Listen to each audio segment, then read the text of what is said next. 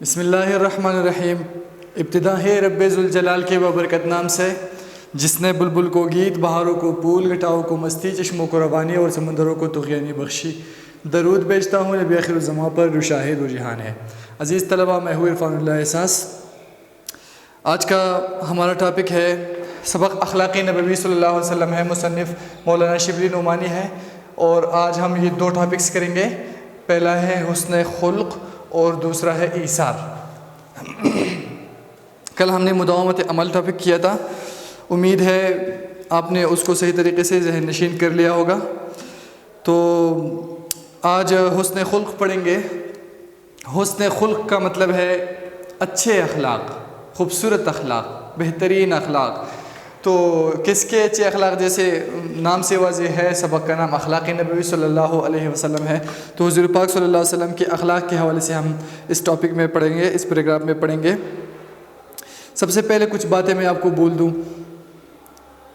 حضور پاک صلی اللہ علیہ وسلم کے اخلاق کیسے تھے، قرآن و حدیث اس بارے میں کیا کہتے ہیں، مختصراً آپ کو ذکر کرتا چلوں۔ قرآن شریف میں اللہ رب العزت فرماتا ہے پیغمبر پاک صلی اللہ علیہ وسلم کے بارے میں کہ انک لعلی خلق عظیم، بے شک آپ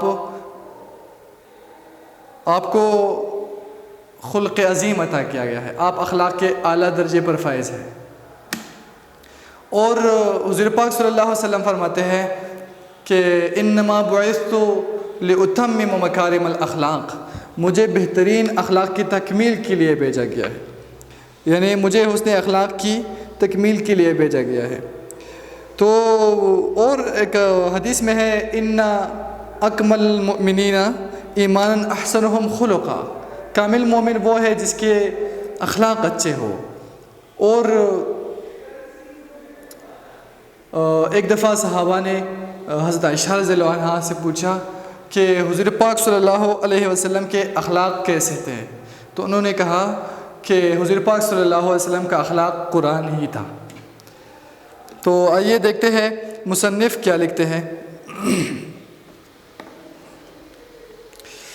حسن خلق حضرت علی رضی اللہ عنہ، حضرت عائشہ رضی اللہ عنہا، حضرت انس رضی اللہ عنہ، حضرت ہند بن ابی حالہ وغیرہ جو مدتوں آپ صلی اللہ علیہ وسلم مدتوں بہت مدت تک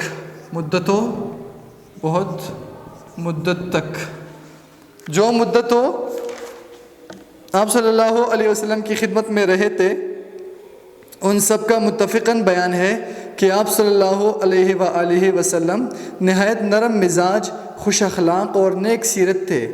آپ صلی اللہ علیہ وآلہ وسلم کا چہرہ ہنستا تھا، وقار و متانت سے گفتگو فرماتے تھے۔ وقار و متانت سنجیدگی اور قدر و منزلت، وقار و متانت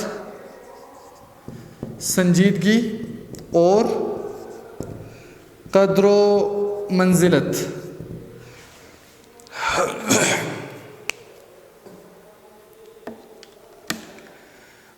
وقار و متانت سے گفتگو فرماتے تھے اور کسی کی خاطر شکنی نہیں کرتے تھے۔ خاطر شکنی دل توڑنا یا ناخوش کرنا، خاطر شکنی دل توڑنا یا ناخوش کرنا۔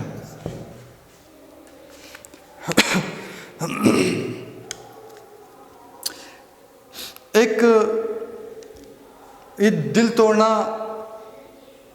کسی کو ناخوش کرنا، اس حوالے سے آپ کو بتا دوں، ایک دفعہ حضور پاک صلی اللہ علیہ وسلم نے اپنی بیوی سے کہا، عائشہ جو مانگنا ہے مانگ لو، وعدہ ہے میں دے دوں گا۔ عائشہ رضی اللہ عنہا نے ان سے کہا کہ حضور اگر آپ کی اجازت ہو تو میں اپنے ابا حضرت ابوبکر صدیق رضی اللہ عنہ سے پوچھ لوں۔ حضور پاک صلی اللہ علیہ وسلم نے کہا بالکل پوچھ لو۔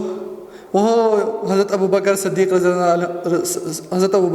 رضی اللہ عنہ کے پاس گئی اور ان سے فرمایا کہ حضور پاک صلی اللہ علیہ وسلم آج بہت زیادہ محبت میں ہے اور جوش میں آئے ہوئے ہیں، اور خوشی اس کو پتہ نہیں کیا خوشی ہے، لیکن کہتے ہیں کہ جو مانگنے ہیں مانگ لو، وعدہ ہے کہ وہ چیز آپ کو دے دوں گا۔ حضرت ابوبکر صدیق بھی حضور پاک صلی اللہ علیہ وسلم کا یار تھا، اس کا انتخاب بھی تو اعلیٰ و عرفہ ہی ہوگا۔ انہوں نے کہا بیٹی جا کے ان سے کہہ دے کہ جب آپ شب معراج میں جب آپ قربت خاص میں پہنچے، قربت خاص میں گئے، تو عاشق اور معشوق کے بیچ میں کچھ راز کی باتیں ہوتی ہیں، تو اللہ نے آپ کے ساتھ راز کی جو باتیں کی ہے اس میں سے ایک بات مجھے بتا دو۔ کوئی زر و جواہرات نہیں مانگے، کوئی دنیاوی چیز نہیں مانگا بھی تو کیا، علم ہی مانگا۔ حضرت عائشہ حضور پاک صلی اللہ علیہ وآلہ وسلم سے کہا کہ قربت خاص میں آپ کے اور اللہ کے بیچ جو راز کی باتیں ہوئی ہیں ان میں سے ایک بات مجھے بتا دیں۔ حضور پاک صلی اللہ علیہ وسلم مسکرائے، اس بات پر مسکرائے ہوں گے کہ راز کی بات کہہ دوں گا تو راز نہیں رہے گا، اور یا اس بات پر مسکرائے ہوں گے کہ میرے یار غار کا انتخاب تو دیکھو۔ خیر حضور پاک صلی اللہ علیہ وسلم نے وعدہ کیا تھا، تو انہوں نے کہا کہ جب میں قربت خاص میں گیا، وہاں میرے اور اللہ کے بیچ جو راز کی باتیں ہوئی تھی ان میں سے ایک بات یہ تھی کہ جو بندہ کسی کا ٹوٹا ہوا دل جوڑ دے گا میں اس کو جنت میں داخل کر دوں گا۔ حضرت عائشہ بہت خوش ہوئی کہ یہ تو بھائی آسان کام ہے، کسی ایک بندے کا دل خوش کیا تو جنت مل جائے گی۔ فوراً گئی حضرت ابوبکر صدیق رضی اللہ عنہ کے پاس اور خوشی خوشی کہنے لگی، خوشی کہنے لگی ابا جان، حضور پاک صلی اللہ علیہ وسلم نے کہا کہ جو بھی کسی کا ٹوٹا ہوا دل جوڑ دے گا، کسی کا دل کوئی بھی بندہ جوڑ دے گا تو وہ بغیر حساب کتاب کے جنت میں جائے گا۔ بہت خوش دکھ رہی تھی، بہت خوش تھی۔ حضرت ابوبکر صدیق رضی اللہ عنہ جب یہ سنا تو رونے لگے۔ عائشہ نے فرمایا ابا جان آپ کیوں رو رہے؟ تو خوشی کی بات ہے۔ انہوں نے کہا کہ عائشہ تصویر کا دوسرا رخ بھی دیکھ، اگر کوئی بندہ کسی کا دل جوڑ دے گا تو بغیر حساب کتاب کے جنت میں جائے گا، لیکن اگر کوئی بندہ کسی کا دل توڑ دے گا تو بالکل بغیر حساب کتاب کے پھر جہنم میں جائے گا۔ مجھے ڈر ہے کہیں مجھ سے کسی کا دل نہ ٹوٹ جائے۔ اس لیے حضور پاک صلی اللہ علیہ وسلم کسی کی خاطر شکنی نہیں کرتے تھے۔ معمول یہ تھا کہ کسی سے ملنے کے وقت ہمیشہ پہلے خود سلام و مصافحہ فرماتے۔ مصافحہ ہاتھ ملانا، مصافحہ ہاتھ ملانا، ایک ہوتا ہے مصافحہ اور ایک ہوتا ہے معانقہ۔ ایک ہوتا ہے مصافحہ ہاتھ ملانا، ایک ہوتا ہے معانقہ گلے لگنا، گلے ملنا۔ کوئی شخص جھک کر آپ صلی اللہ علیہ وسلم کے کان میں کچھ بات کہتا تو اس وقت تک اس کی طرف سے رخ نہ پھیرتے، رخ چہرہ یا توجہ، رخ چہرہ یا توجہ، جب تک وہ خود منہ نہ ہٹا لے۔ مصافحے میں بھی یہی معمول تھا، یعنی کسی سے ہاتھ ملاتے تو جب تک وہ خود نہ چھوڑ دے اس کا ہاتھ نہ چھوڑتے۔ اکثر نوکر چاکر لونڈی غلام خدمت اقدس میں پانی لے کر آتے کہ آپ صلی اللہ علیہ وسلم اس میں ہاتھ ڈال دے تاکہ متبرک ہو جائے۔ متبرک برکت والا متبرک ہو جائے، برکت والا ہو جائے، مقدس ہو جائے، پاک ہو جائے۔ جاڑوں کا دن اور صبح کا وقت ہوتا، جاڑوں کا دن سردی کا دن، جاڑوں کا دن سردی کا دن، جاڑوں کا دن اور صبح کا وقت ہوتا، تاہم آپ صلی اللہ علیہ وسلم کبھی انکار نہ فرماتے۔ مجالس صحبت لفظی معنی ہے احباب کی مجلس ہے، یاروں کی مجلس ہے، دوستوں کی مجلس ہے۔ یہاں مطلب ہے صحابہ کی مجالس۔ ویسے مجلس کے حوالے سے ایک بات بتاتا چلوں،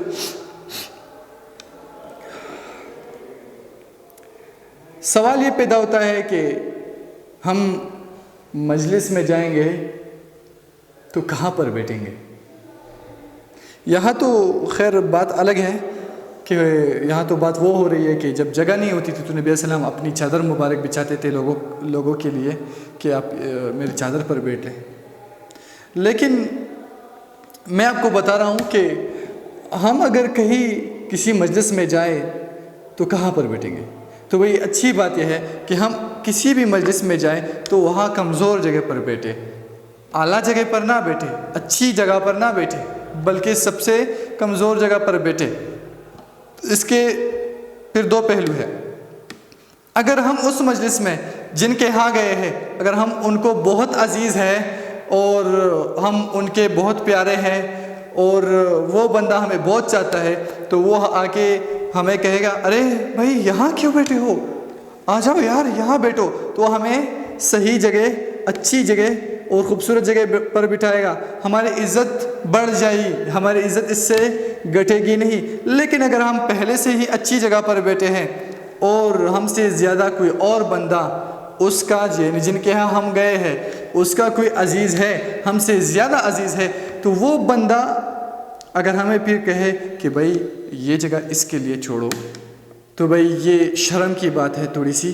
تو اس سے اچھی بات ہے کہ ہم پہلے سے ہی کمزور جگہ پر بیٹھیں. اچھا، مجالس صحبت میں ویسے گزشتہ ٹاپک میں بھی میں نے کہا تھا کہ اچھے لوگوں کے ساتھ بیٹھنا لوگوں کو اچھا کر دیتا ہے. صحبت صالح ترا صالح کند اور صحبت طالح ترا طالح کند. اچھوں کی صحبت لوگوں کو اچھا بنا دیتا ہے، بروں کی صحبت لوگوں کو برا بنا دیتا ہے. اور میں نے آپ کو کہا بھی تھا کہ قیامت کے دن برے لوگوں کی صحبت پر لوگ افسوس کریں گے اور کہیں گے یا ویلتا لیتنی لم اتخذ فلانا خلیلا، ہے افسوس کاش کہ میں نے فلاں کے ساتھ دوستی نہ کی ہوتی. خیر آگے جاتے ہیں، ویڈیو لمبی ہو رہی ہے، اگر میں زیادہ وضاحت کروں گا تو پھر ویڈیو لمبی ہو جائے گی. مجالس صحبت میں لوگوں کی ناگوار باتوں کو برداشت فرماتے. ناگوار، ناپسند یا خلاف طبع، ناپسند یا خلاف طبع، ناپسند یا خلاف طبع، لوگوں کی ناگوار باتوں کو برداشت فرماتے اور اس کا اظہار نہ کرتے. کسی شخص کی کوئی بات ناپسند آتی تو اکثر اس کے سامنے اس کا تذکرہ نہ فرماتے. ایک دفعہ ایک صاحب عرب کے دستور کے مطابق زعفران لگا کر خدمت میں حاضر ہوئے. آپ صلی اللہ علیہ وسلم نے کچھ نہ فرمایا. جب وہ اٹھ کر چلے گئے تو لوگوں سے کہا کہ ان سے کہہ دینا کہ یہ رنگ دھو ڈالے. زعفران کیا ہے؟ زعفران ایک قسم کا نہایت خوشبودار زرد رنگ ہے اور زعفران کے پودوں کی جڑوں سے جو صفوف بنتا ہے اسے زردے وغیرہ میں خوشبو کے لیے استعمال کرتے ہیں. تو ایک بندے نے زعفران لگایا ہوا تھا تو آپ صلی اللہ علیہ وسلم نے کچھ نہیں فرمایا ان کے سامنے، لیکن جب وہ چلے گئے تو لوگوں سے کہا کہ ان سے کہہ دینا کہ یہ رنگ دھو ڈالے.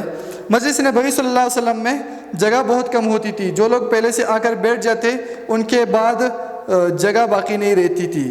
ایسے موقع پر اگر کوئی آ جاتا تو اس کے لیے آپ صلی اللہ علیہ وسلم خود اپنی ردائے مبارک بچھا دیتے تھے. کسی کی کوئی بات بری معلوم ہوتی تو مجلس میں نام لے کر ردائے مبارک، ردائے چادر یا اوڑھنی، ردائے چادر یا اوڑھنی، کسی کی کوئی بات بری معلوم ہوتی تو مجلس میں نام لے کر اس کا ذکر نہیں کرتے تھے بلکہ صیغہ تعمیم کے ساتھ فرماتے تھے. صیغہ تعمیم کے ساتھ عمومیت کے ساتھ، صیغہ تعمیم کے ساتھ عمومیت کے ساتھ، عام مثالوں کے ذریعے، عمومیت کے ساتھ یا عام مثالوں کے ذریعے. صیغہ تعمیم کے ساتھ فرماتے تھے کہ لوگ ایسا کرتے ہیں، لوگ ایسا کہتے ہیں، بعض لوگوں کی یہ عادت ہے. یہ طریقہ ابہام اس لیے فرماتے تھے، ابہام اشارے میں بات کرنا، ابہام اشارے میں